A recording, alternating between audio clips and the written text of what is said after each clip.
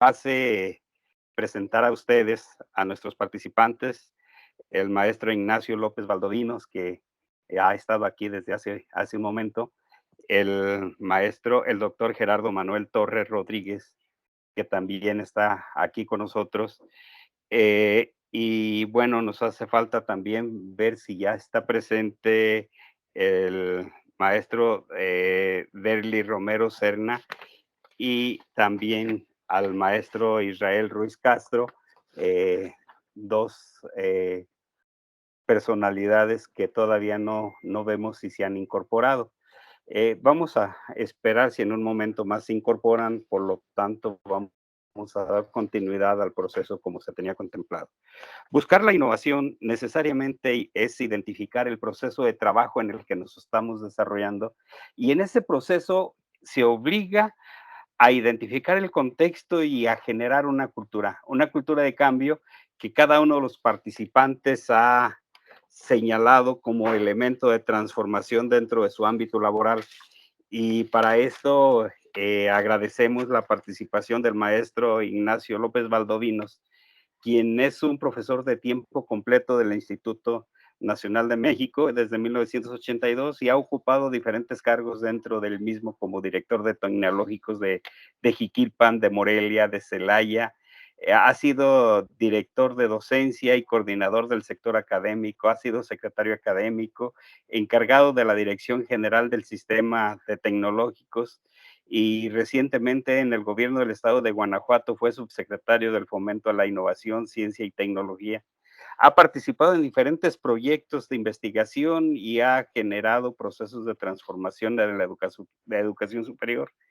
Ha desarrollado procesos de gestor de relaciones multilaterales con la Unión Europea y la UNESCO y actualmente es evaluador de los comités interinstitucionales para la evaluación de la educación superior. Bien, el maestro Ignacio se caracteriza por ser altamente participativo y hoy agradecemos su apoyo.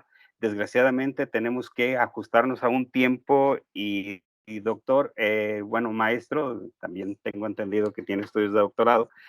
Maestro, yo le pediría que no más de 15 minutos pudiera hablarnos del tema que usted tiene preparado para esta sesión. Muchas gracias, doctor Rubén Gómez.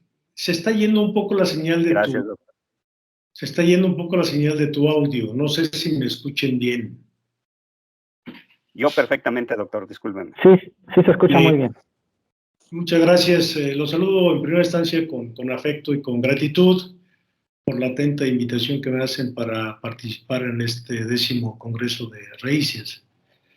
De tal suerte que, bueno, me siento halagado en presentarles algunos de los trabajos que hemos hecho, particularmente en el Tecnológico de Celaya. Voy a presentar unas diapositivas de apoyo, a ver si en un momento más logran verlas.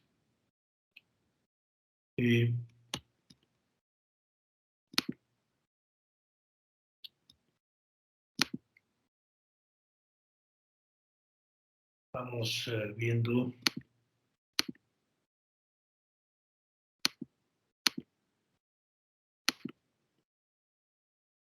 ¿Logran ver la presentación?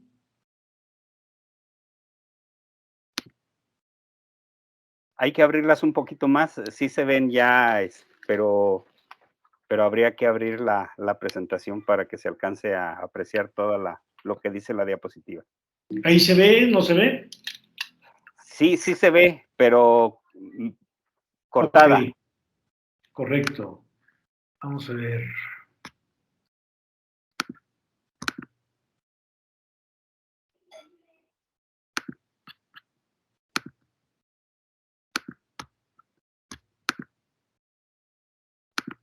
Encuentra las mejores ofertas. Nueva G20 para que estés siempre conectado por 80 semanales con crédito Electra. Poner el icono de presentación, la copita abajo.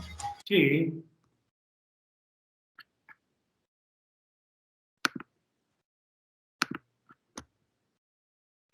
Veamos si ya se alcanza a ver. Sigue igual. Bueno, entonces quiere decir que veamos entonces qué está pasando, pero les comento mientras logro subir la presentación que el Tecnológico de Celaya forma parte del Tecnológico Nacional de México. El Tecnológico Nacional de México es quien forma la mayor parte de ingenieros en el país, debe tener cerca de 640,000, un poco más, estudiantes en los casi 260 campus en el país. Y bueno, Celaya es uno de esos campus que forman parte del Tecnológico Nacional de México. Y que, bueno, les voy a platicar una de las experiencias de los cambios que ha habido últimamente, lo que nos caracteriza. No sé si ya se vea la presentación o no, me dicen, por favor. Sí, ya se ve, más o menos bien. Ok. Sí, en la copita de abajo a veces se da la pura presentación para evitar las pantallas, la parte de la derecha, de la izquierda. ¿Sí se ve ya claro y al tamaño o no? No, la mitad. Acá yo lo veo bien, yo no sé por qué razón no se alcance a ver allá la mitad. A ver, déjeme ver. Pero déjeme ampliarlo y a ver si ahora Ahí se ve. Ya está. Ya está, nada más dele presentar, maestro. Sí, le doy presentar, yo la veo completamente en la presentación. Ahí nada más dele la opción presentar, ahí, maestro, ahí, dele ahora, sí. Pues ahí está. ¿Sí se ve? Se ve ya todo, pero todavía no en presentar, pero ya se ve completo ahora sí, maestro. Si quiere trabajarla ahí, maestro, para que yo lo veo completo, pero bueno, me pidieron trabajar sobre todo lo que hoy en día rige, que es el cambio. Es la única constante que hay hoy en el mundo. El tema tiene que ver con una cultura de cambio, con temas de innovación, y platicarles un poco de la experiencia de los cambios que ha habido en el Tecnológico de Celaya. El TEC de Celaya tiene 63 años de servicio en el país. A grandes rasgos, para quienes no conocen el sistema tecnológico, bueno, conformamos nosotros una plantilla de 330 profesores, de ellos 90 son perfil deseable. De esos 330 profesores, 83 son investigadores y 72 pertenecen al Sistema Nacional de Investigadores, en sus tres ámbitos, desde candidatos, nivel 1, nivel 2 y nivel 3. Actualmente atendemos casi 7,100 estudiantes. Aquí es importante resaltar que mayormente antes una mujer estudiar una ingeniería era muy complicado. Hoy el 45% de nuestra matrícula son mujeres y el 55% son hombres. Ofrecemos 9 ingenierías, una licenciatura, 12 posgrados, de los cuales 8 son maestrías y 4 son doctorados. Y recientemente acabamos de incorporarnos a ofrecer educación dual a las empresas que nos han solicitado. Aquí es importante resaltar un aspecto. No hemos dejado de voltear a ver los referentes. Obligados estamos a voltear a ver qué pasa en el Tecnológico Nacional de México. Pero ¿qué pasa con la Asociación Nacional de Universidades e Instituciones de Educación Superior, en la UNESCO, en la OECD, en la Asociación Iberoamericana de Instituciones Formadoras de Ingenieros y en la propia ANFEI, que es una asociación de escuelas de ingeniería aquí en el país? Bueno, obligado para mí es hablar de un referente que la doctora Helen Clark, que fue administradora del Programa de Naciones Unidas para el Desarrollo, marca. Y más hablando, la fundamentación de este congreso tiene que ver con el tema educativo. Ella dice que en nuestro mundo el conocimiento es poder y la educación empodera. La educación es una parte indispensable de la educación del desarrollo y tiene un valor intrínseco que va mucho más allá de la dimensión académica.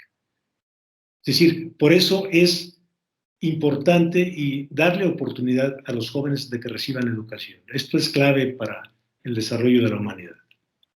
Y otra referencia importante para una escuela como la nuestra, de educación superior, fundamentalmente formadora de ingenieros, es la que da la OSD o la dio en el 2018.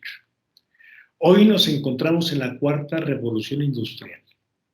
Y esto no solo va a agitar la existencia de la administración educativa, sino que también retará el progreso de una mejor educación en el futuro. El tema de la industria 4.0 fundamentalmente tiene que ver con la digitalización. Temas robótica, simulación, sistemas integrados, Internet de las cosas, etc. Y bueno, pues hoy nos encontramos en un nuevo contexto. Ese nuevo contexto, estamos hablando que nos encontramos en una sociedad global y dos características fundamentales de la educación global es que hay una mayor movilidad en el mercado laboral.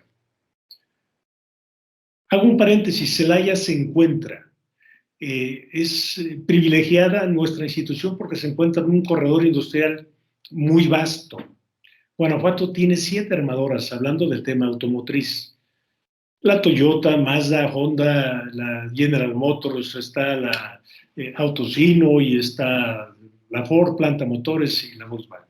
Es decir, aquí hay jóvenes, los vemos de Estados Unidos, de Europa, de Japón, de tal suerte que eso nos permite a nosotros avanzar rápidamente en los cambios que se requieren para buscar que los jóvenes se formen con pertinencia en sus conocimientos y sobre todo pues también comentar que hay mucha mayor movilidad del conocimiento.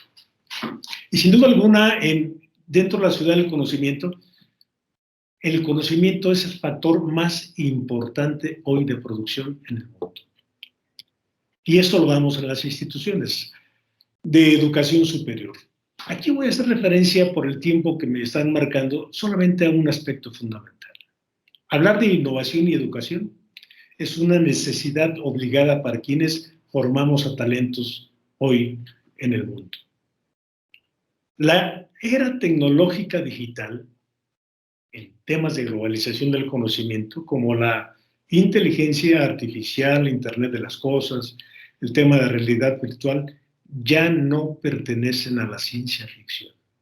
Esa es una realidad, eso lo vemos en el propio teléfono que traemos en la computadora. Y la pregunta obligada que es a quienes nos dedicamos a temas educativos. Y esto ha producido una transformación en el ámbito educativo.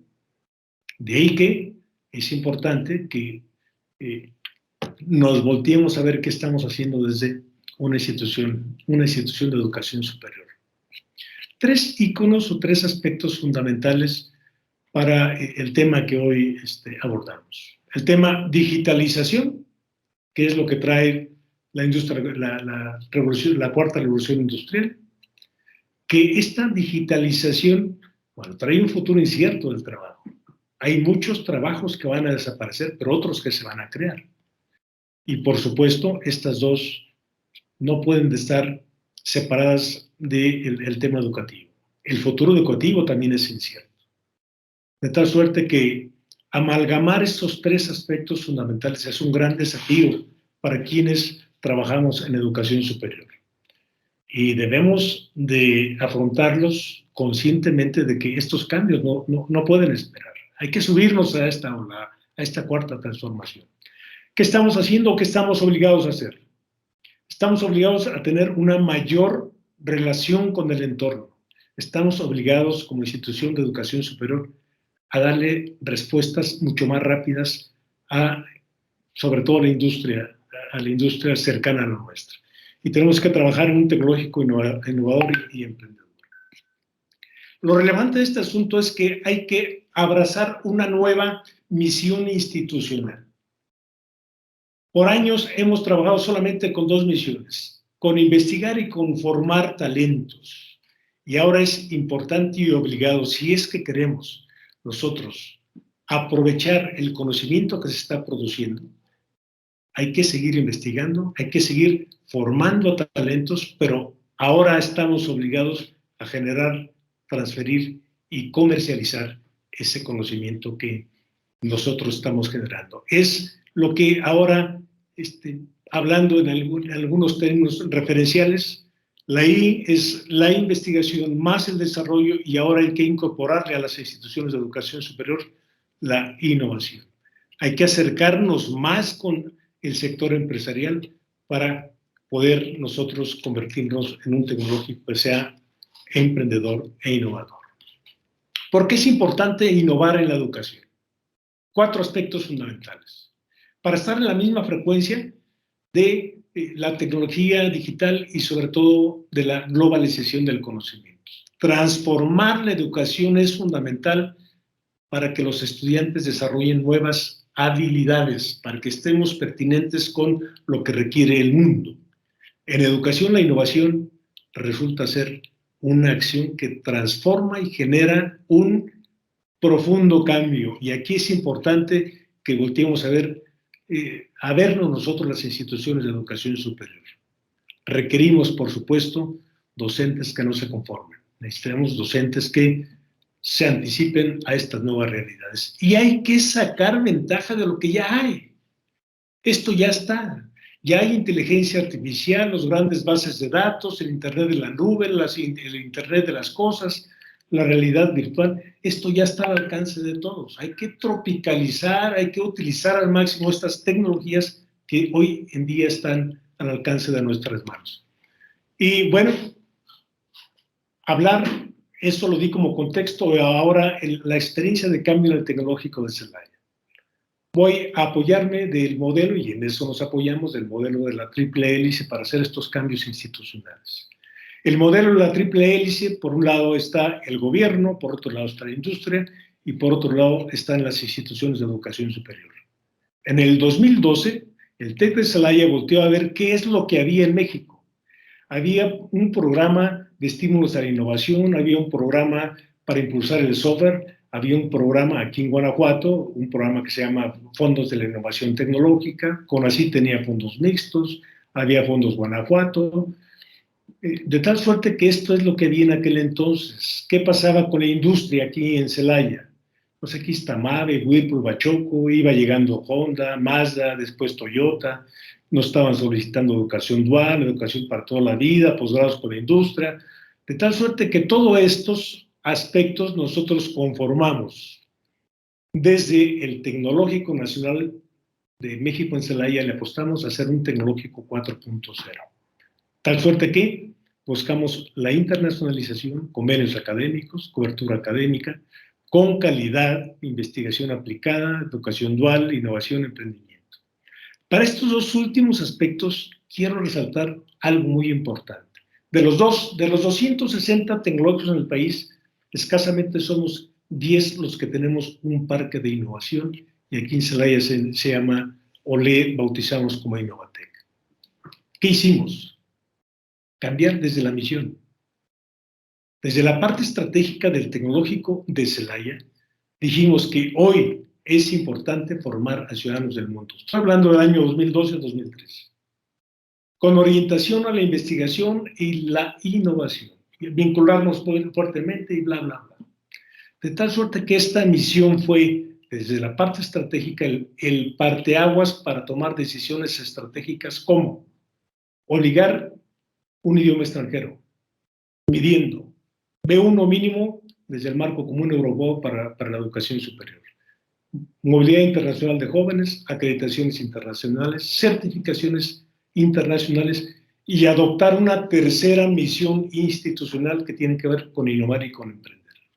Esto lo tradujimos a un programa integral de innovación y desarrollo. Esta agenda estratégica, fundamentalmente tuvimos que ver con profesores, hay que fortalecer el profesorado, hay que fortalecer la licenciatura, hay que fortalecer el posgrado y así sucesivamente. Y lo que no se evalúa, se devalúa. Esto lo tradujimos en indicadores. Entonces, estos indicadores, aquí resalto 1, 2, 3, 4 indicadores en esta línea del tiempo, de tal suerte que, por ejemplo, en el 2013 teníamos 16 cuerpos académicos en sus distintas facetas. de nueva creación, en consolidación o consolidados. Y fuimos evaluando uno a uno qué estaba pasando para el 13, 14, 15, 16, 17. Esto en temas de carácter académico, pero en temas de innovación también. ¿Cuántos proyectos se sometieron a consideración para que fueran apoyados por las autoridades correspondientes, en este caso el CONACYT? Y bueno, generamos, aparte de evaluar uno a uno lo que teníamos consignado en esta agenda estratégica, entonces evaluar el comportamiento de unos y tomar medidas en cada uno de los años remediales o bien empoderar un poco más cada una de las acciones que estamos realizando. Generamos convenios muy importantes con empresas, hicimos desarrollos tecnológicos para estas empresas, atendimos a estas empresas y nace Innovatec NM, que es el Parque de Innovación y que es el edificio que ven ustedes aquí. De tal suerte que esos cambios, lo que en el mundo estaba ocurriendo, nosotros a lo que nos dedicamos en Celaya, en el tecnológico, esto es lo que necesitamos hacer para avanzar en torno a las grandes necesidades y a los grandes cambios que surgen en el mundo. Y bueno, nace Innovatec NM como un centro de excelencia automotriz para atender temas de innovación y de emprendimiento, de tal suerte que vincular los laboratorios que tiene la institución con este sector importante para nuestro país y que hoy en día ya no es solamente un centro para darle atención al tema automotriz. El tema en Guanajuato agroindustrial es muy importante, el tema del cacao es muy importante, el tema médico es muy importante. Pues hasta aquí yo dejaría por el tiempo que me han asignado para finalmente o un poco más al rato recibir la retroalimentación, algunos comentarios por parte de ustedes. Gracias por su atención. Muchas gracias, maestro Ignacio. Es indiscutible que sus planteamientos nos llevan a reflexionar sobre la importancia de generar un proceso de educación que transforme y que está plenamente identificado en lo que ustedes están haciendo en Celaya y en lo que también nos enteramos que están haciendo otros tecnológicos en otra parte, organización a la que usted dignamente representa en este momento, y le agradece a la Escuela Normal Superior y el Congreso de Raíces en especial su participación. Vamos a invitar al maestro de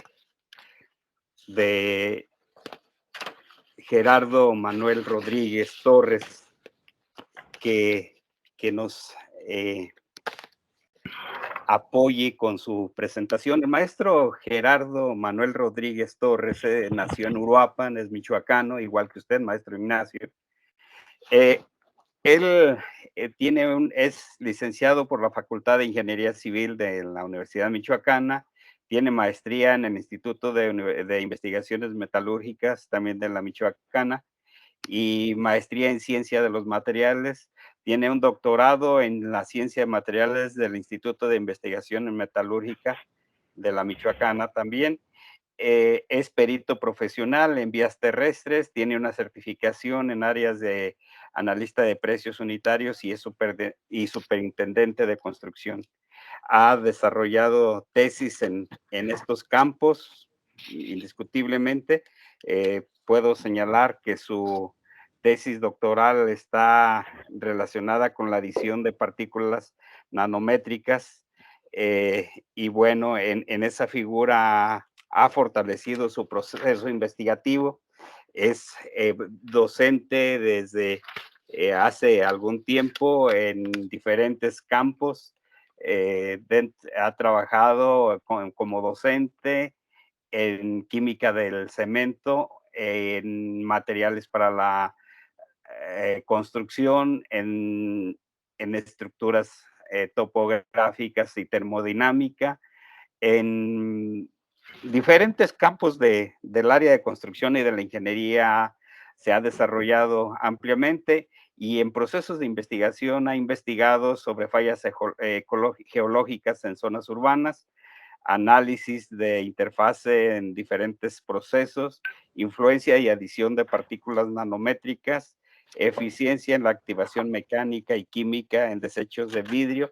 En fin, su participación en el proceso investigativo es bastante amplia y como consecuencia de la investigación que él ha desarrollado, indiscutiblemente que ha tenido diferentes publicaciones, algunas de ellas asociadas a la explotación de procesos acuíferos y fallas potenciales sísmicas, fallas geológicas en diferentes partes, el efecto del clima y los fenómenos de deformación, en el mapa de riesgos en Salamanca, en microzonificación sísmica dentro de la ciudad de Morelia.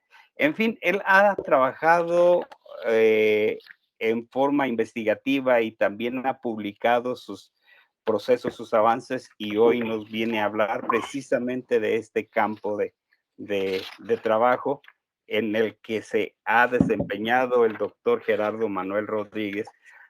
Hoy es docente de la Universidad Tecnológica y le agradecemos enormemente su apoyo. Adelante, maestro Gerardo Manuel, por favor, si es tan amable. Muchas gracias, maestro. No sé si se alcanza a ver la presentación. Sí, muy bien, maestro, doctor, gracias. Muchas gracias. Bueno, primeramente agradecer por permitirme manifestar aquí mis ideas en este tan importante foro, que de hecho, por todo lo que he estado viendo en la mañana en las conferencias, pues me doy cuenta que cada vez sabe uno menos. Tengo cerca de 25 años siendo profesor, desde nivel secundaria hasta nivel doctorado, pasando por todos esos niveles. Y bueno, aparte de ser ingeniero, creo que soy docente de corazón, ¿sí? Creo que soy más docente que ingeniero. Pero soy hecho de manera empírica, porque no tengo esa formación. Dentro de todo este tiempo que me ha permitido la vida estar dentro de la docencia, pues he buscado experimentar con algunos procesos para tratar de mejorar esos mismos en esta enseñanza con mis alumnos, especialmente a nivel licenciatura. Y les quiero presentar un experimento que hemos realizado con unos estudiantes de ingeniería civil y que nos muestra una técnica muy específica de cómo generar conocimiento, cómo manifestarnos en el proceso de aprendizaje, pero basado en errores en la ingeniería civil. Entonces, si me permiten, hablaremos de eso. El objetivo básicamente fue fomentar en el alumno el valor de la tenacidad y el análisis crítico, además de la comprensión profunda de los temas, a partir de la resolución de problemas en los que se induce al estudiante a cometer errores durante la resolución de problemas. ¿Cómo partió esta idea o cómo surgió esta idea?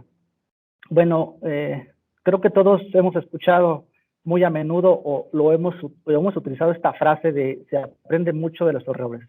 Sin embargo, no nos gusta equivocarnos. Entonces es como una especie de contradicción que se da entre que quiero aprender más, pero no quiero equivocarme, y por otro lado decimos que equivocándonos aprendemos más.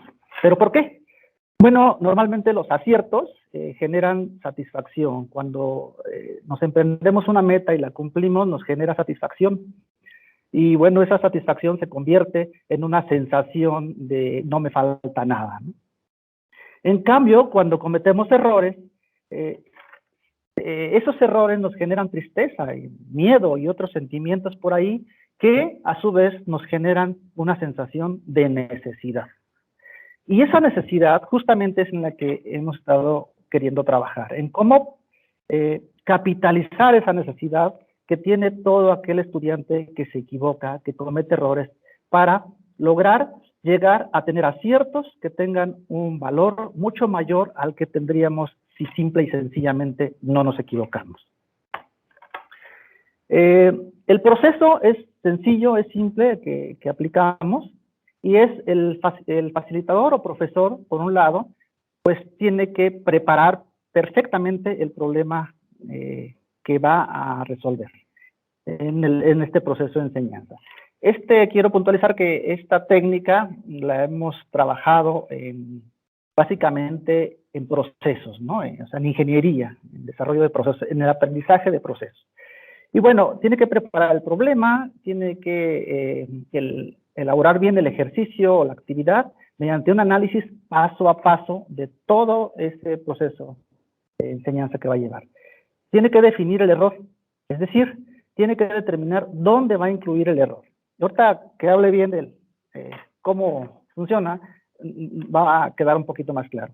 Entonces, lo que hace el profesor es prepara un proyecto o un problema a resolver y le incluye un error, ¿sí?, al proceso. De tal forma de que el alumno, cuando comience a trabajar, no pueda resolverlo tan fácilmente.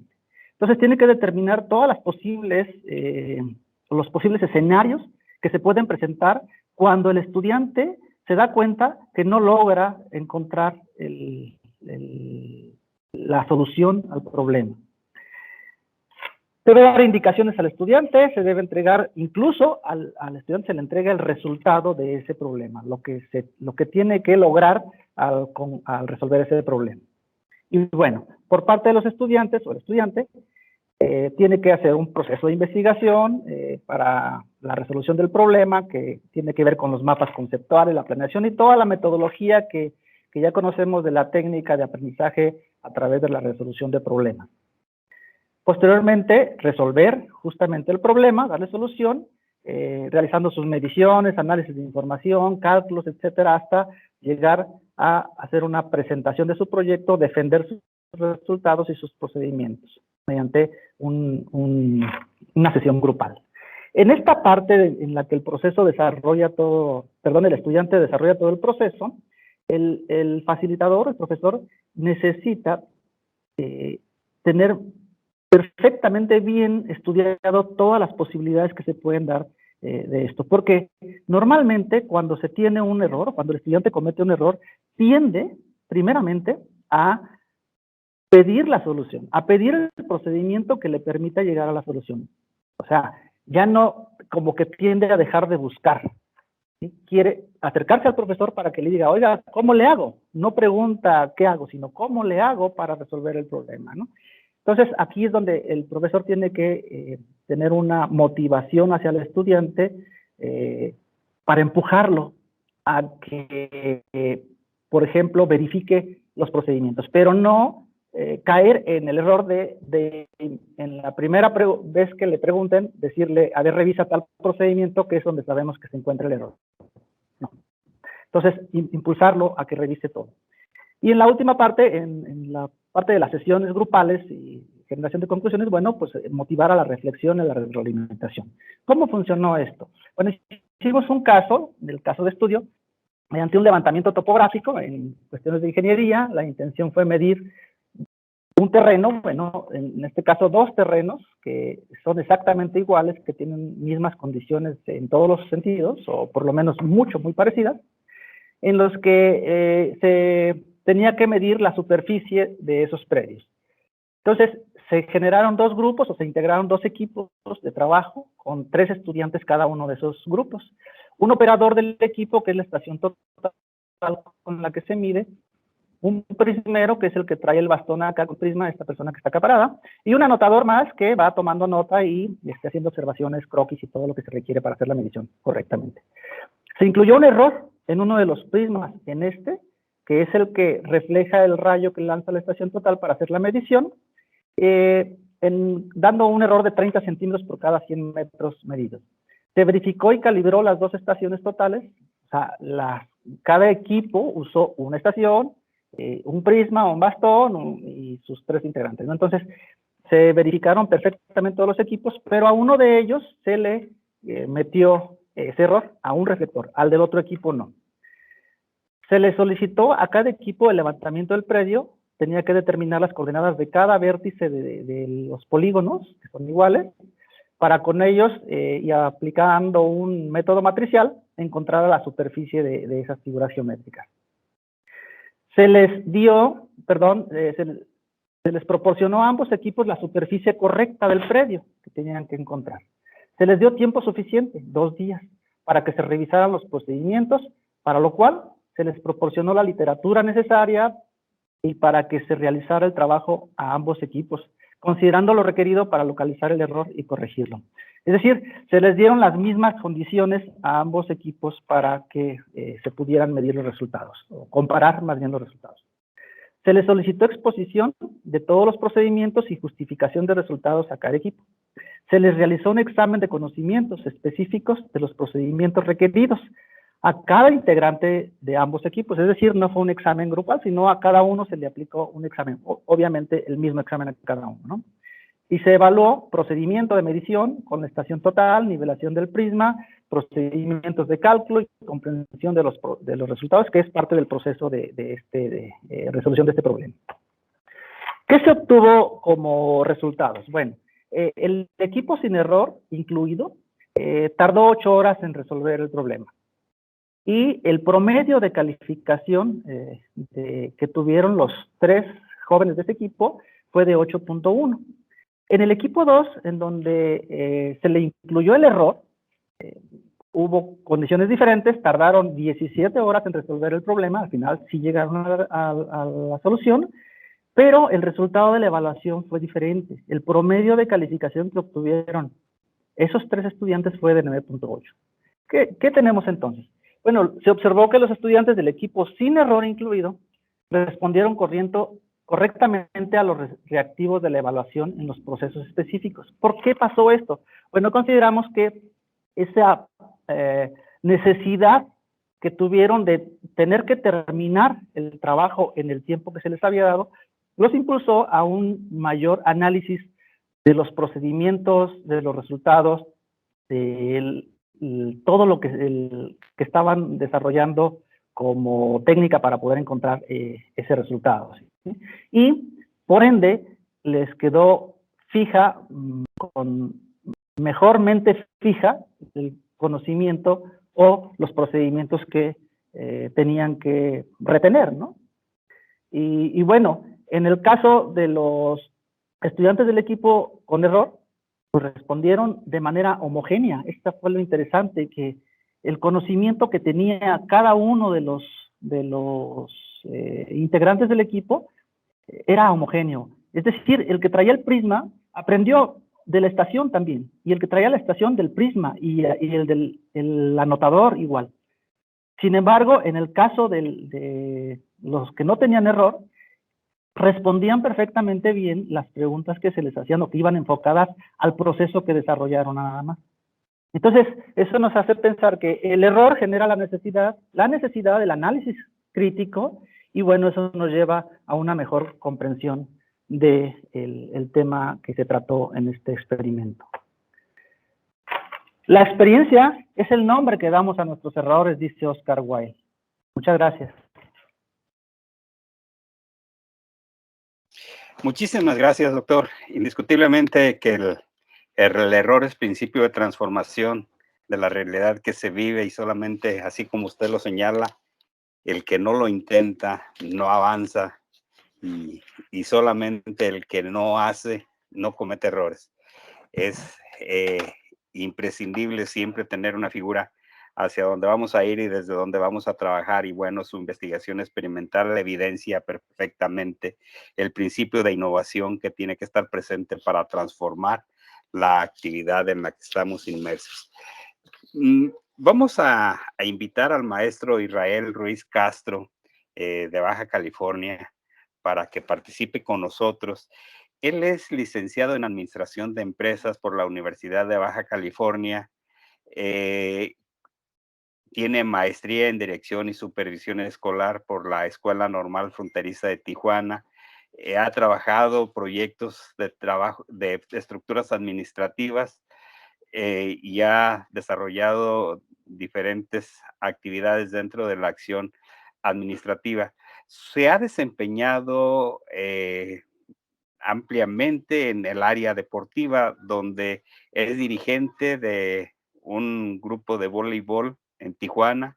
Está certificado por la Federación Internacional de Voleibol como entrenador y entrenador de equipos de voleibol. Es coordinador de equipos deportivos Es docente en la institución, la Escuela Normal Fronteriza desde 2015. También es docente en la maestría en Dirección y Supervisión Escolar en 2019. Es director de proyecto de intervención educativa y trabaja diferentes aspectos de la estructura educativa. Tiene diplomado en políticas públicas y trabaja también sobre esa estructura.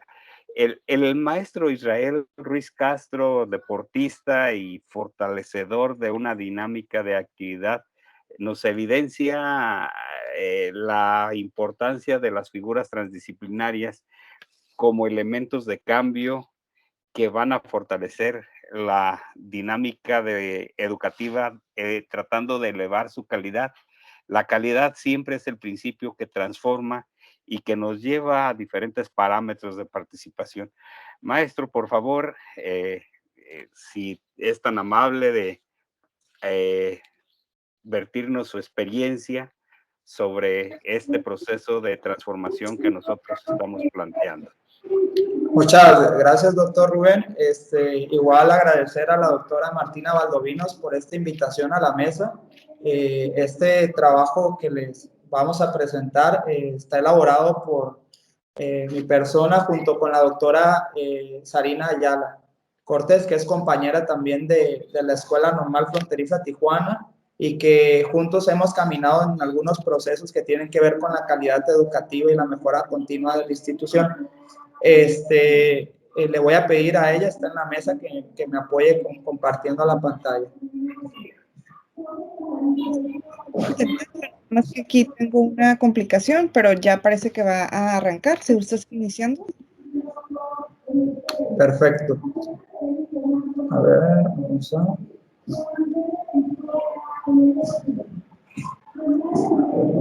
Espera.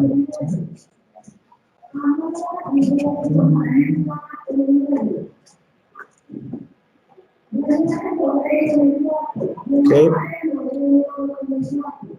¿Ya se logra ver la presentación o todavía no? No tenemos la presentación, maestro, gracias.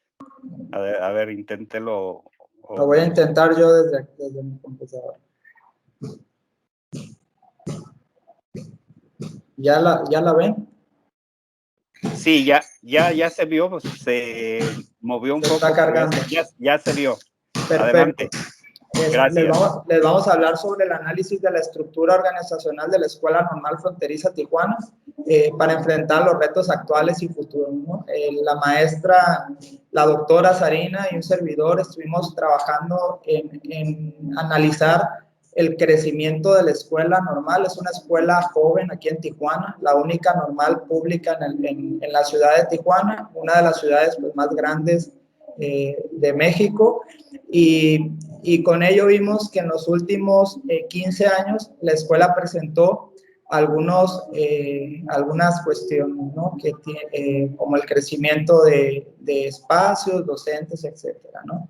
Con esto nosotros pretendemos analizar cómo ha sido este funcionamiento de la estructura de la escuela, cómo es que en estos 15 años la escuela ha seguido operando sus diversos procesos, la atención a los alumnos, la atención a las áreas sustantivas, cuáles son las características y los atributos de la estructura actual de la escuela normal, cuáles serían los aportes y retos y desafíos a considerar para una evolución de la estructura organizacional actual, ¿no? Estas son preguntas que detonaron este artículo de reflexión. La escuela fue fundada en 1994 bajo las políticas de la calidad educativa, como la investigación, la generación y divulgación del conocimiento, la diversificación de la oferta educativa de la institución y la mejora de la capacidad y competitividad del docente. Estas fueron las políticas que han estado presentes a partir de 1994. Actualmente, bueno, a la fecha de la elaboración de este artículo se contaba con 841 alumnos y 124 colaboradores entre personal docente y administrativo dentro de la escuela. Una misión que destaca la participación comprometida y con calidad del personal, y de la comunidad educativa y una visión en ser generadora de conocimientos e innovación con dominio de lenguas extranjeras y TIC, práctica profesional sensible, humanista, inclusiva y actualizada. Vimos que en esta estructura propuesta en 1994, la Secretaría de Educación, bajo el modelo organizacional presentado, nos hablaba de una estructura vertical con dos áreas importantes, subdirección académica y administrativa, y de ahí desprendía áreas de docencia, difusión, investigación y algunas jefaturas como control de recursos humanos, recursos financieros, control escolar, entre otros. Esta estructura, la Secretaría de Educación no ha vuelto a emitir un documento que actualice o que le diga a las escuelas normales que tienen la capacidad para agregar puestos, cargos, etcétera, que le ayuden a mejorar su capacidad operativa. En el caso de la escuela normal, se abrieron coordinaciones para las licenciaturas, porque se cuenta con diversos programas educativos que ahorita se los voy a mencionar, ¿no? En el 2006, los alumnos inscritos eran 295 y al 2020, 841. Estamos hablando de un crecimiento de más del 200% en cuanto a matrícula escolar. El número de programas ofertados en el 2006 eran 2 programas ofertados, y para 2020 se contaba con 11 programas ofertados. En el caso de la capacidad de espacio para alumnos, salones y aulas, se contaba en el 2006 con 7 espacios para atender esos programas educativos. Actualmente se cuenta con 14. En el caso de la capacidad con aulas para 15 alumnos, se contaba en el 2006 con ningún espacio para estas áreas de 15 alumnos, y hoy en día se cuenta con 4 espacios. Junto con ello, en el 2006 se agregaron 3 cargos a la estructura organizacional, y para 2020 se habían sumado 14 cargos en esta estructura. Cargos que van desde coordinaciones de posgrado, coordinaciones de los diferentes programas educativos, que aquí en el caso de la normal son las licenciaturas que oferta, cargos de coordinación administrativa, cargos que tienen que ver con la tecnología, y entre ellos pues suman estos 14 actores. Vimos que esta práctica de sumar a los 14 puestos, a los 14 cargos, tendría que ver directamente con la gestión educativa, del modelo de gestión dentro de la dimensión organizativa, abonado por las políticas institucionales, la estructura institucional y la filosofía institucional, como el liderazgo, la planeación, la comunicación y los valores de la escuela normal, ¿no? Esta estructura basada en la toma de decisiones, los niveles de colaboración, el compromiso y la vocación. Estos fueron los temas y variables que logramos investigar y que definitivamente fueron referentes para que quien haya estado en el cargo directivo de la escuela haya tomado la decisión de incluir a más agentes a la gestión institucional. En el caso de gestión, hablamos del cuerpo organizado, de principios y regularidades que explican el funcionamiento de las organizaciones, la gestión educativa, destacamos el diseñar la naturaleza y desarrollo de la tarea a su medida, en la estructura organizacional, perfectamente sincronizar e integrar a los elementos que incluyen esta estructura organizacional, la planificación de un proyecto que es logrado y el plazo sería corto, mediano y largo plazo. Esta es otra de las referentes que logramos obtener.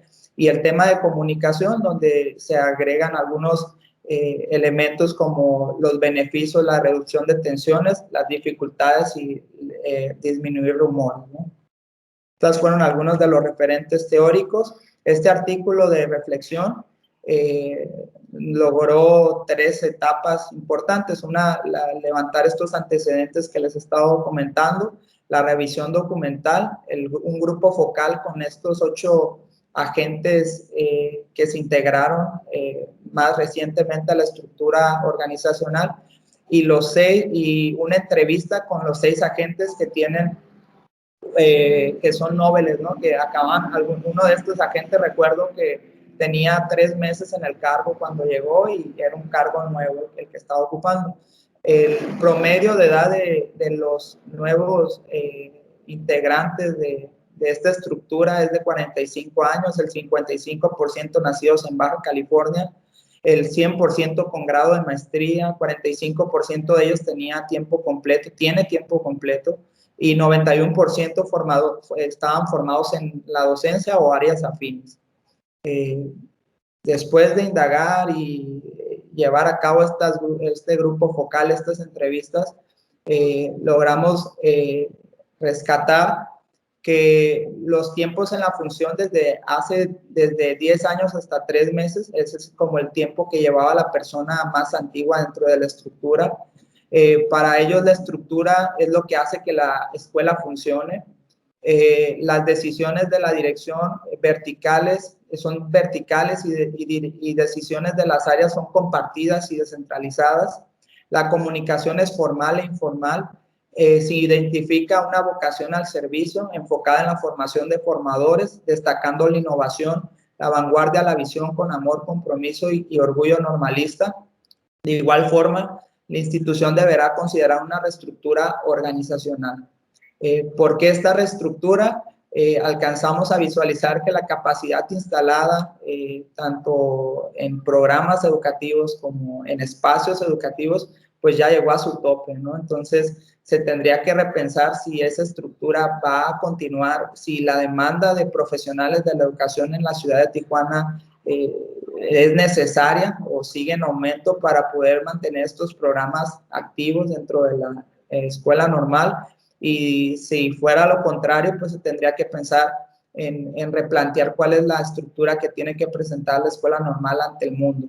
En la entrevista, el nivel de familiarización con el proyecto, con el PAC, es bajo. Se tiene bien ubicada la oferta educativa y a quién está dirigida. El compromiso del personal, así como la innovación y la mejora continua, han permitido la eficiencia de la escuela normal, y se manifiesta la falta de personal adscrito para lograr alcanzar la misión institucional. La relación entre la estructura horizontal es amable y respetuosa, con comunicación efectiva, apertura y disposición al trabajo. Estos fueron algunos de los rasgos que logramos levantar de la entrevista. En ese momento de estudio comentábamos con la doctora Sarina que esta parte del compromiso docente y de las áreas, incluso de estos nuevos cargos, permitía que la escuela siguiera funcionando. Hoy en día estamos atravesando aquí en el estado unos temas relacionados a la falta de pago de algunos docentes, ¿no? Y esta parte hacía que nuestros docentes, aún no teniendo este tema del personal adscrito a la institución, pues lograra marchar y lograra sacar los resultados, ¿no? Como varios que tenemos la vocación docente. Conclusiones: la estructura de la organización deberá de fortalecerse en el sentido de contar con los recursos humanos necesarios para atender la cantidad de matrícula y programas de la escuela normal. La asignación de recursos humanos con sustento en horas base es importante en el fortalecimiento de los programas educativos, el sentido de pertenencia y el progreso de las áreas sustantivas, difusión y extensión cultural, investigación y docencia, dentro de un marco de la política educativa. Vemos que no solamente es para la escuela normal, sino que la política educativa tendría que ir observando cómo las escuelas normales se van comportando y a partir de ahí definir, incluso inyectar recursos de personal con las características que una escuela normal, en vías de convertirse en escuelas de educación superior, pues tengan el sustento del personal adscrito a ello, ¿no? La toma de decisiones por las características presentes de la institución se recomienda sean centrales para hacer frente a la prestación de los servicios educativos que demanda la sociedad ante el crecimiento rápido. ante una etapa de meseta de crecimiento se recomienda consenso. Esta era otra de las conclusiones que teníamos en el proyecto. Y los rasgos de liderazgo que han diseñado e impulsado la formulación de los proyectos institucionales han permitido que el crecimiento de la escuela normal sea constante y en un plazo corto.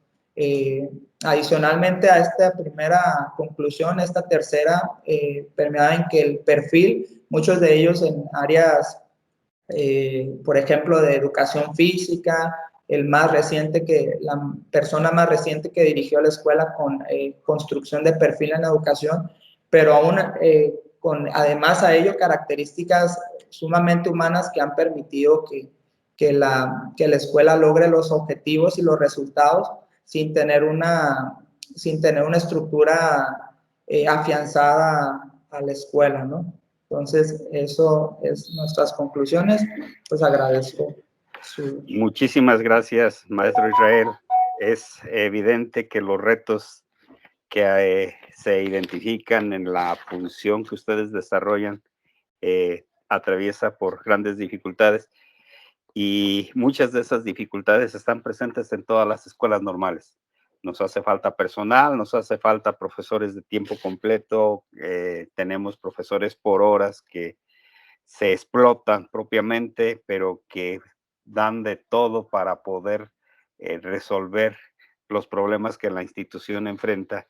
Y bueno, pues los felicitamos por la eficiencia y la calidad que intentan desarrollar para transformar el proceso educativo. Vamos a invitar ahora al maestro Darly Romero Serna. Él es docente en arte y cultura. Él nació en la ciudad de Culiacán, Sinaloa, y desde 1985 ha estado participando en procesos del arte, de este arte que es la pintura, la escultura y el grabado, donde hizo su licenciatura dentro de la Escuela Nacional de Bellas Artes, dependiente de la Secretaría de Educación Pública. Y en 2011 obtuvo el grado de maestro en artes visuales, también en la Escuela Nacional de Artes Plásticas de la UNAM de la Ciudad de México. Y actualmente cursa el doctorado interinstitucional de arte y cultura con sede en la Universidad de Guadalajara. Como ven, es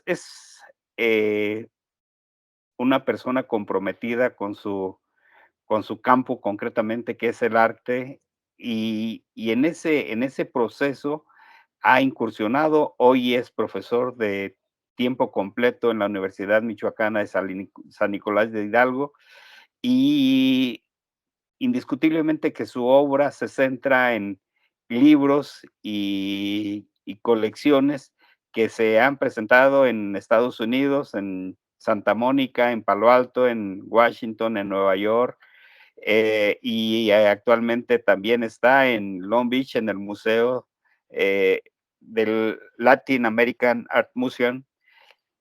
Y bueno, para nosotros es un gusto encontrarnos con personas que mueven la estructura mental a través de procesos concretos como es el arte.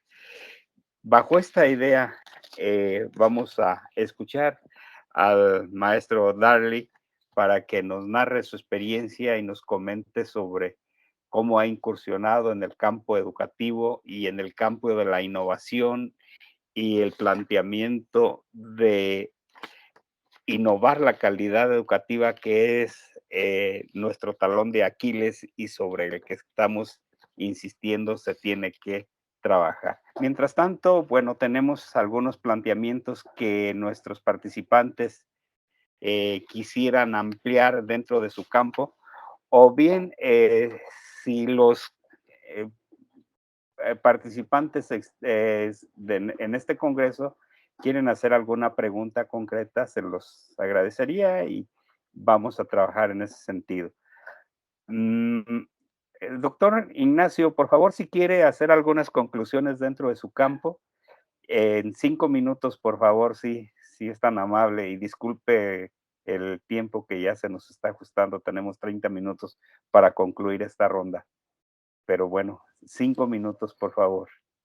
Bien, pues muchas gracias. Es muy interesante. Primero saludo también con mucho afecto a doctor Antonio Medina, que lo veo, hará muchos años. Yo todavía tenía pelo cuando lo saludé por allá en Madrid. Y me da mucho gusto verlo nuevamente. Igualmente, quiero felicitarle por su intervención y espero que nos dé tiempo a hacer ese comentario global y que nuestro doctor artista pues que pueda comunicarse. Adelante, don Ignacio, un placer. Estoy también aquí con su hermana, escuchando a su hija. Es como toda la familia unida, así que enhorabuena. Enhorabuena. Muchas gracias, doctor. Te agradezco mucho. Reflexiones finales en torno al gran propósito de esta mesa. Uno, quienes participamos como ponentes son aristas muy distintas, desde el ámbito educativo, el tema deportivo, el tema cultural, de tal suerte que todos estamos inmersos en esta gran cruzada del cambio.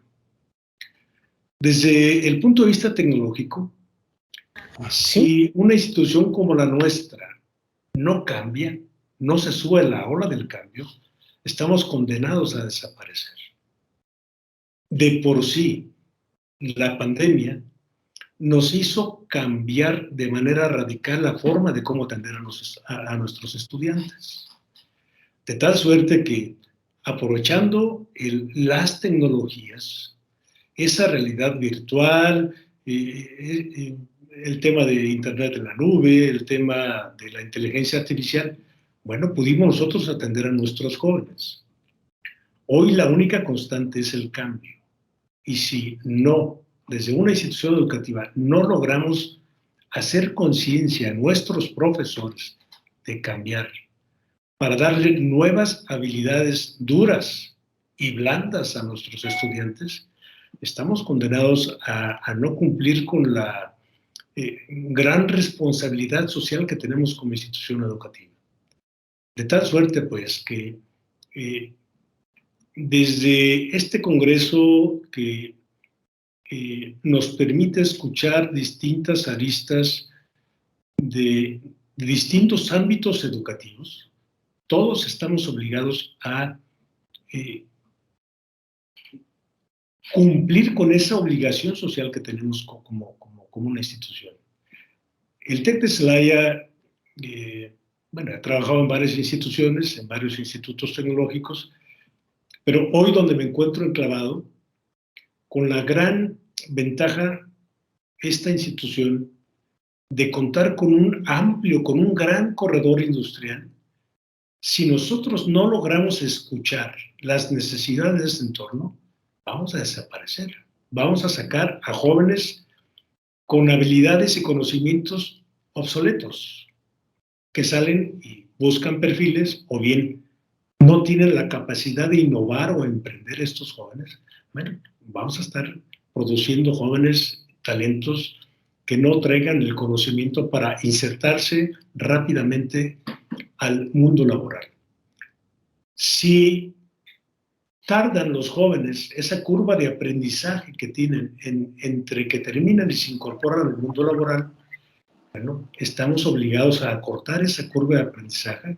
Por ello vienen nuevas modalidades como la educación, nuevas modalidades como formas de transmitir el conocimiento. Hoy estamos obligados a trabajar con problemas reales. Una educación basada en la solución de problemas. Y seguramente los jóvenes y profesores, porque todos los días aprendemos también que estamos en la docencia, si logramos conectar la parte docente con la parte discente, que es el éxito, creo que yo, de las instituciones educativas, cuando conecta el profesor con los estudiantes, es cuando se logra finalmente lograr con el propósito educativo y hacer realidad el el transmitir un conocimiento para que la sociedad y los jóvenes pues sean exitosos. Yo concluyo primero agradeciendo a quienes organizaron. Segundo, agradecerle a mis compañeros del panel. También aprende uno de otras aristas que en ocasiones son desconocidas. Piensa uno que la ciencia y la tecnología es lo más importante del mundo, cuando el tema de la formación integral, el tema del deporte, el tema de la cultura son importantes y vitales también para la formación de los jóvenes. Pues muchas gracias por la invitación nuevamente y que tengan éxito en todos los... Gracias, maestro. Indiscutiblemente que su experiencia nos apoya en esta figura de la estructura docente, donde buscamos procesos que transformen la realidad en la que se participa. Y bueno, me están hablando, diciendo que Derly va a participar por otro medio. Vamos a pedirle que se comunique.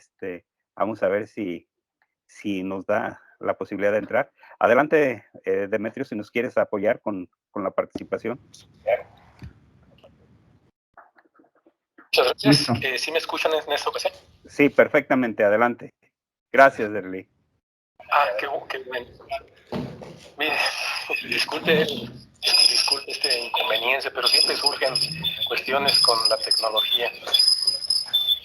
Dice que la tecnología no tiene palabra de honor, pero los que saben de tecnología dicen que no es cierto, que es otra situación. Adelante, maestro.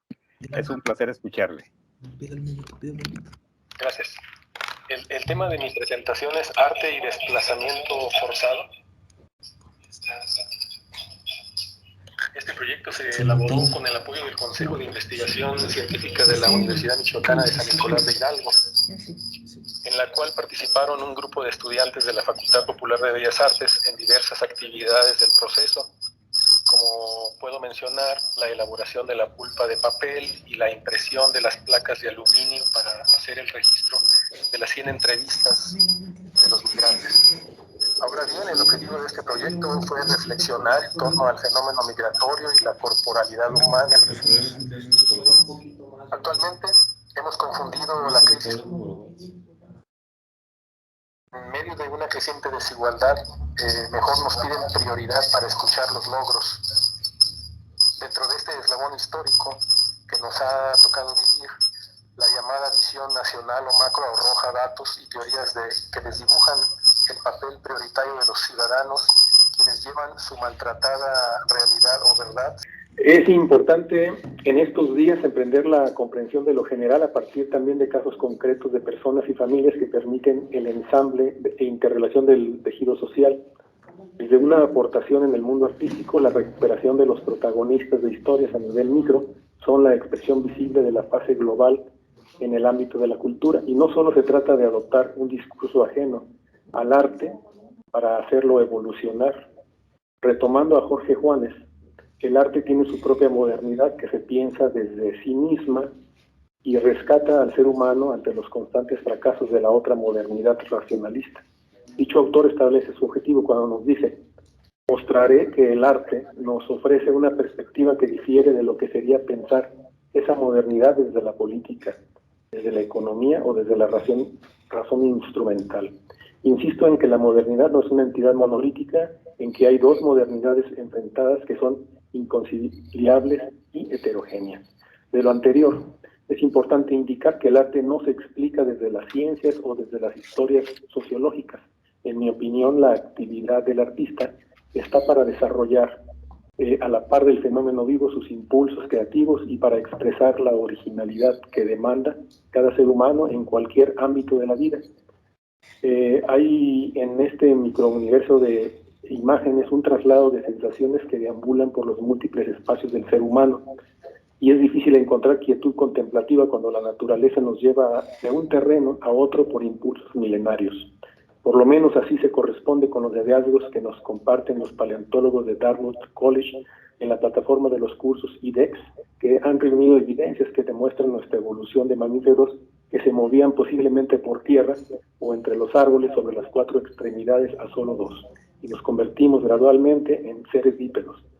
Desde hace tal vez más de 3 millones de años. Posiblemente fue porque era un medio más eficiente en cuanto al consumo de energía al desplazarnos, o si no, para acarrear con más cuidado la fruta recolectada de los árboles. Aunque con los cambios extraordinarios en nuestros esqueletos no ganamos velocidad para librarnos de ser presa de otras especies en la cadena alimenticia, al menos obtuvimos una visión más adecuada para apreciar lo que había a nuestro alrededor. También liberó nuestras manos de ser parte de los medios de transporte y podían ser utilizadas para hacer herramientas.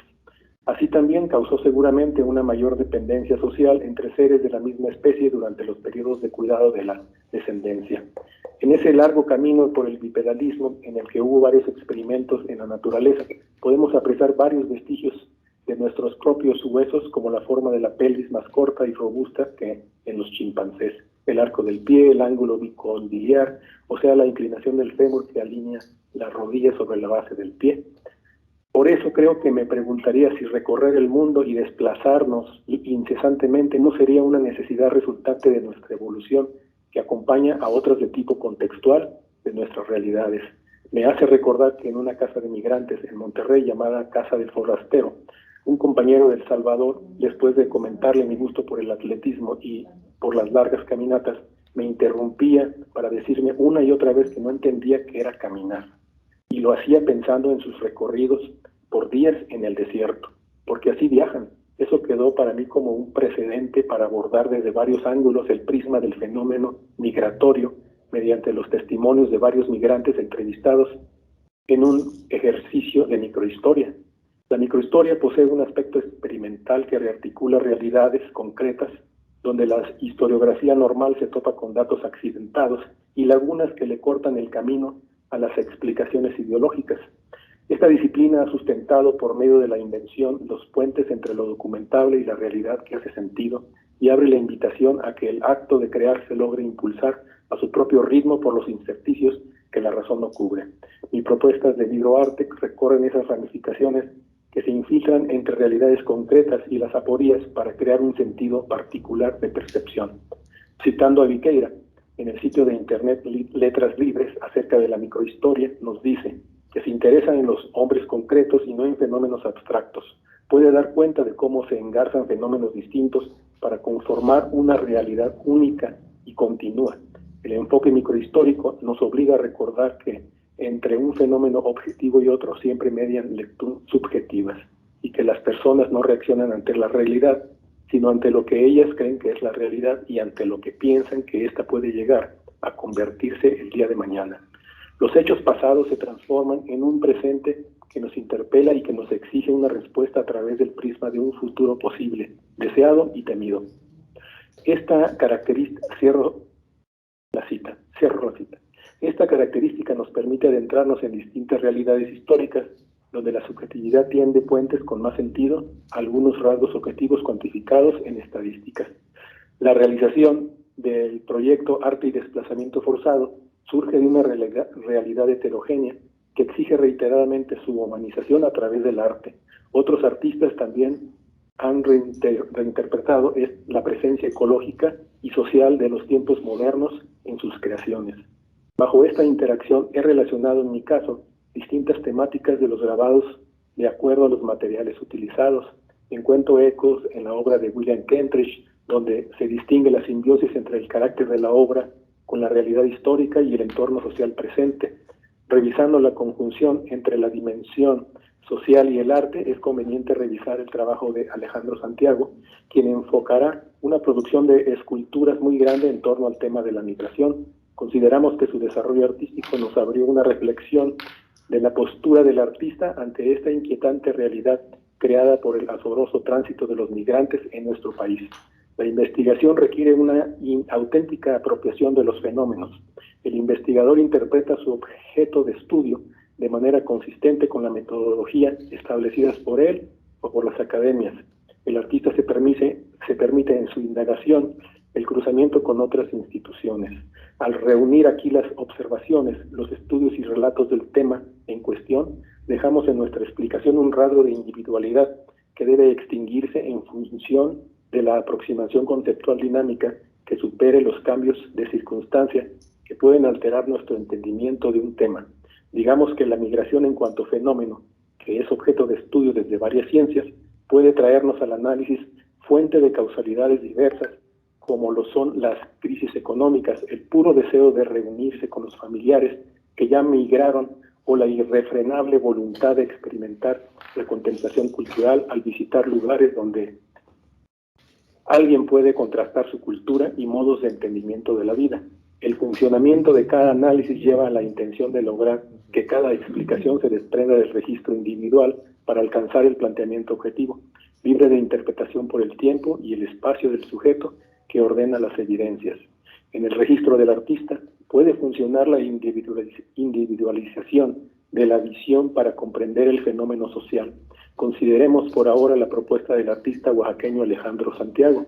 Él ejerció un proyecto que sobrepasó en distintos momentos de su realización las capacidades financieras del mismo para su continuación. Sin embargo, la convicción de que era la justificación de su vida y de la vida de su comunidad de origen de Ococuilco, Oaxaca, fue suficiente para alimentar su compromiso y entre las personas involucradas durante horas de trabajo creativo mediante la cerámica de alta temperatura. ¿Me puedo extender un par de minutos más? Sí, adelante, maestro.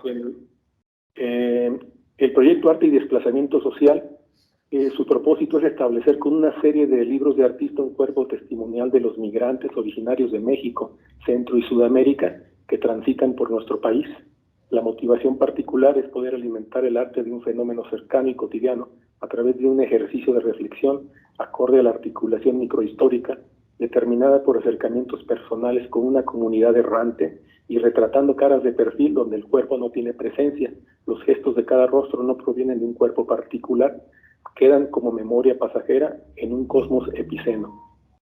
El proyecto Arte y Desplazamiento Forzado parte de la comunicación humana de persona a persona que comienza con un destello de contacto visual y expresiones faciales. Aquí mostraremos siempre de perfil donde aparecen los rasgos mayores de identidad, los rostros de quienes solo van pasando, los migrantes se van dejando rastros de sus vivencias y un caudal de microhistorias. Muchas gracias. Muchas gracias, maestro. Vamos a invitar a nuestros ponentes a que nos comenten. En este caso, con usted, maestro, hasta aquí dejaríamos la presentación por cuestiones de tiempo. Le daremos la palabra al maestro Israel para que nos presente alguna conclusión en no más de 3 minutos, por favor, maestro Israel, y discúlpenos porque el tiempo se nos viene encima. También quiero comentarles a los 4 participantes que si nos hacen favor de mandarnos su escrito para poderlo incorporar en la revista Raíces. No es lo mismo tratar de recuperar de aquí de la presentación y llevarlo a texto, que lo que ustedes nos puedan mandar tendría muchos problemas. Por favor, entonces les pido nos manden sus escritos, sus participaciones para poderlos incorporar a la revista. Es muy interesante lo que ustedes nos están planteando para que se queden nada más con este tipo de participación. La revista tiene mucho más penetración a lo mejor probablemente. Bien, maestro Israel, por favor, en 3 minutos, sí, es tan amable.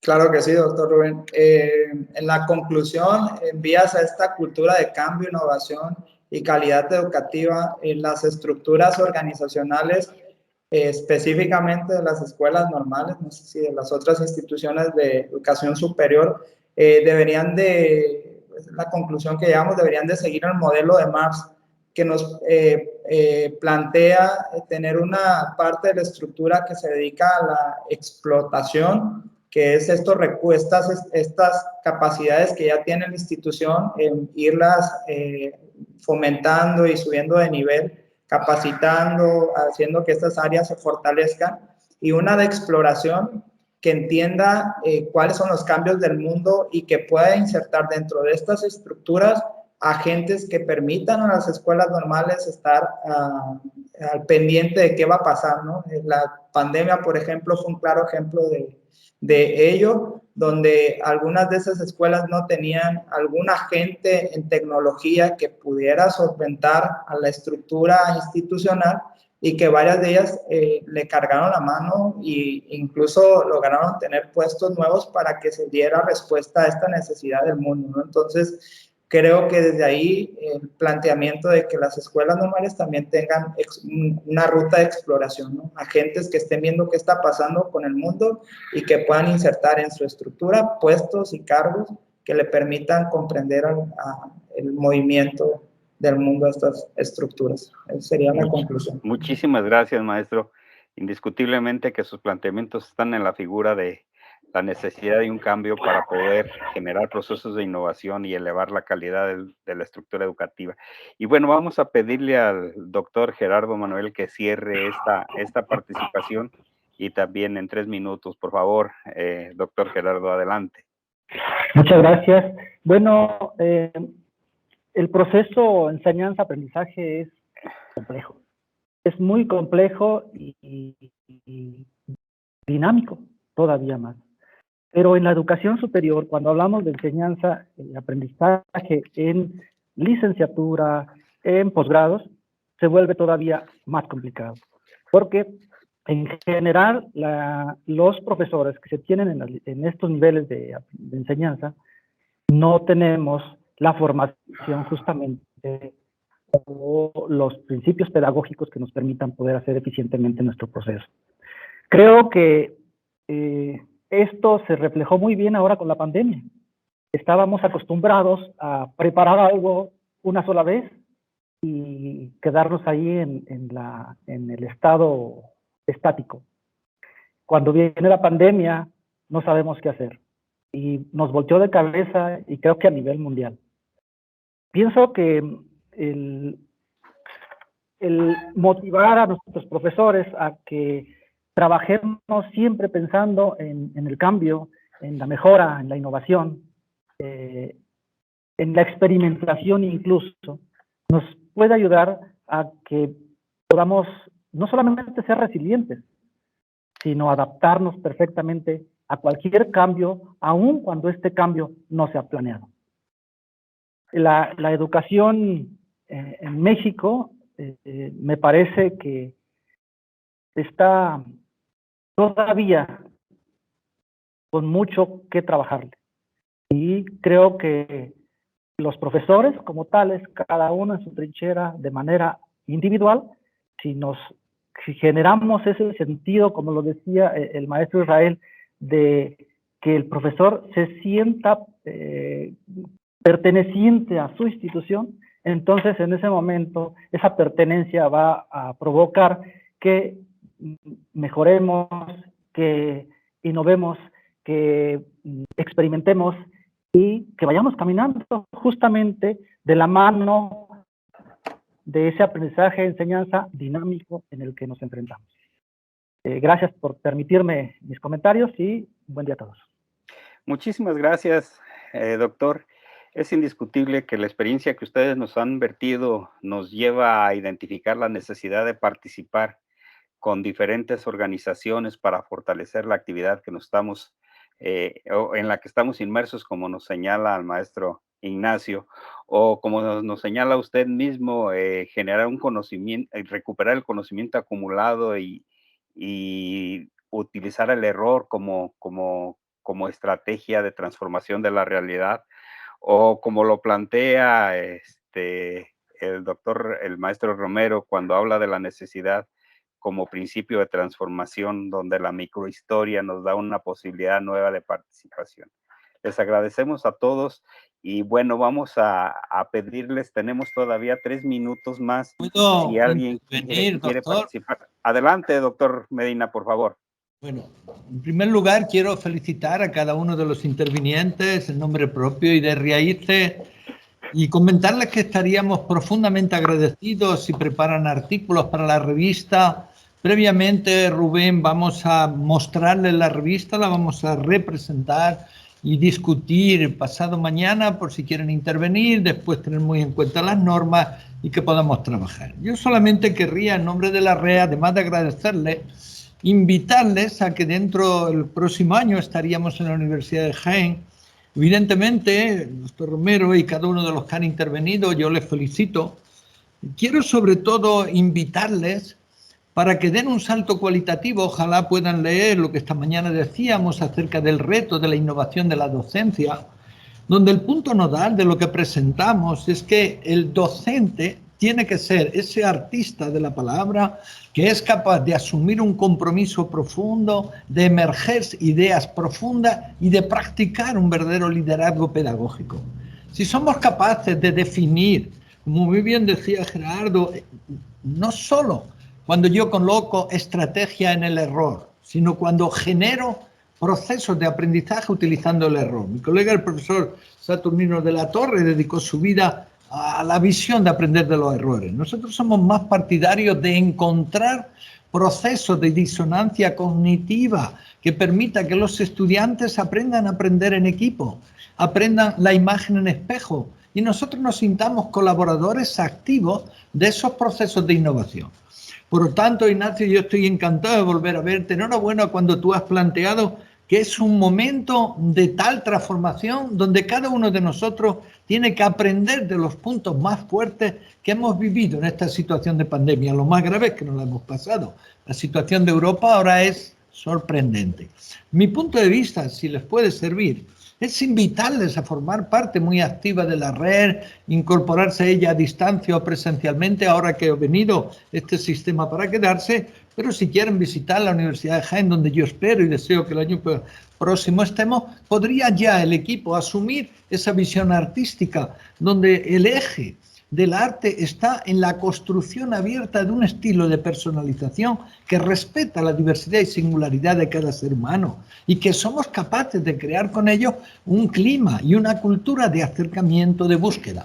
Y yo les invito a que usemos racional, creativa y humanamente la tecnología. Ahora estamos siendo desbordados por la tecnología. Yo creo que hay que intentar tener una visión tan creativa como sea el uso inteligente, muy bien lo decías tú, Ignacio, de todo lo que es el Internet de las cosas, o lo que puede ser toda la percepción aumentada. Yo creo que la realidad aumentada tal como se ha planteado es muy interesante, pero creo que de nuevo hay como que encontrar ese equilibrio entre el ser humano como el verdadero protagonista y cualquier nueva tecnología que podamos inventar. Es verdad que nos llevaría muy lejos, y ya acabo, definir y, por ejemplo, discutir sobre a dónde nos lleva la inteligencia artificial. O lo que planteaba muy bien antes Israel, es decir, cómo yo tengo que construir una cultura de colaboración para que desde un liderazgo pedagógico mi institución de verdad mejore. Y yo creo que ahí hay muchos modelos muy frecuentes, sobre todo bien experimentados, que podemos aprovechar. Bueno, yo quiero felicitarle, agradecerle muy sinceramente en nombre de Raíces que nos acompañen y seguir animándole, sobre todo para que se den cuenta del gran reto que ahora tenemos, no solo por la pandemia, habrá otras pandemias.